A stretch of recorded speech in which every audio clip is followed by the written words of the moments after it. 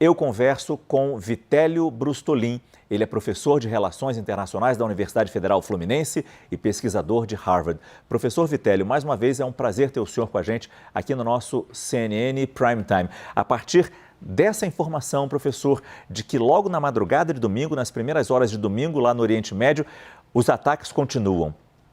Tudo que nós vimos no sábado pode se repetir neste domingo. Qual é a perspectiva dessa guerra, professor? Boa noite. Boa noite, Márcio. Sempre um prazer conversar contigo também. Boa noite a todos. Márcio, esse tipo de ataque geralmente é dividido em algumas fases. Então, na primeira fase, há a tentativa de se impor uma cegueira estratégica. Então, isso duraria em torno de 24, 72 horas, dependendo do contexto.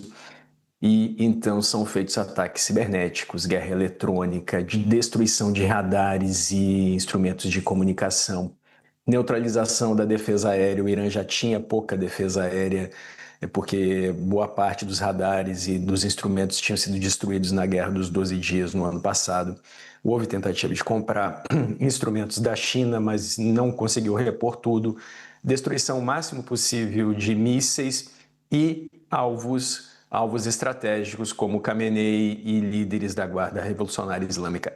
Essa primeira fase geralmente é feita com mísseis, como os mísseis Tomahawk, que são lançados pela Marinha dos Estados Unidos. A isso se segue uma fase de supremacia aérea, Márcio. Essa supremacia aérea é imposta porque Israel controla os ares do Oriente Médio com os seus F-35 e os Estados Unidos enviaram muitos aviões F-35 e F-22 para a região. Então, nas próximas horas, nós devemos ver bombardeios em toda a extensão do Irã e, com certeza, retaliações do Irã nas bases dos Estados Unidos e contra Israel, Márcio. Antes de ir para as próximas fases, vamos tentar ficar um pouco nessa fase que é a que está acontecendo neste momento e acontece literalmente nesse momento com mais esse ataque israelense em direção a Teherã. Até quando o Irã consegue sobreviver, eu digo resistir e responder a esses ataques? Pois é. Em termos militares, o Irã teria, segundo relatórios de inteligência, em torno de 3 mil mísseis agora, neste momento, porque conseguiu repor os estoques da guerra de meados do ano passado. Em torno de 2 mil deles seriam mísseis de cruzeiro. Então, embora os Estados Unidos e Israel estejam destruindo esses estoques, esses arsenais, o Irã ainda tem instrumentos de retaliação. Isso além de drones, de minas navais que podem ser colocados no Estreito de Hormuz, isso aconteceu, por exemplo, na guerra entre o Irã e o Iraque na década de 80, a Marinha Britânica foi fazer a desminagem do Estreito.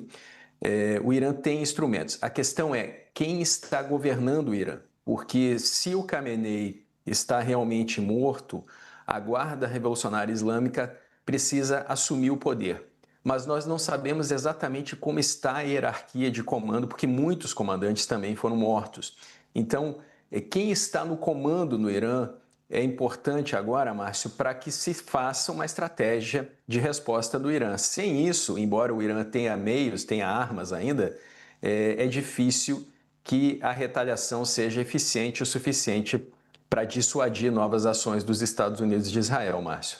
Agora, falando especificamente, professor, do que aconteceu hoje, e pelo menos do ponto de vista americano e israelense, ainda não tivemos a confirmação do Irã.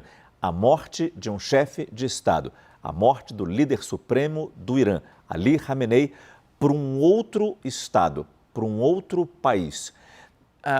Nós temos histórico disso, um precedente histórico disso, recentemente falando?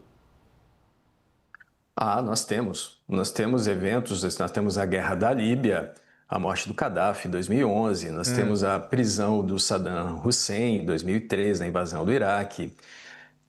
Recentemente, não foi exatamente um ataque estrangeiro, mas foram forças de insurgência que derrubaram o Bashar al-Assad.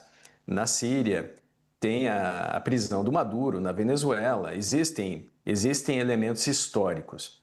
O que a história ensina, Márcio, é que quando não há milícias armadas, dificilmente a população consegue tomar o poder, como é declaradamente a intenção do Netanyahu e do Trump. A Guarda Revolucionária Islâmica ela tem o monopólio da força no Irã. Então, veja, é muito diferente do cenário na queda do Saddam Hussein, por exemplo, que também foi desastrosa, foi uma queda rápida, mas que levou uma insurgência demorada. Ou mesmo no Afeganistão, quando o Talibã foi derrubado em um mês de guerra, mas os Estados Unidos ficaram 20 anos no país e quando saíram, o Talibã voltou ao poder. Então, o cenário no Irã é muito complexo para que haja uma transição de poder, Márcio. O que a gente pode falar, então, das próximas fases desse conflito, nesse ponto de vista, sobre quem pode vir a assumir esse poder ou se Estados Unidos e Israel realmente conseguirão, de alguma forma, controlar esse movimento?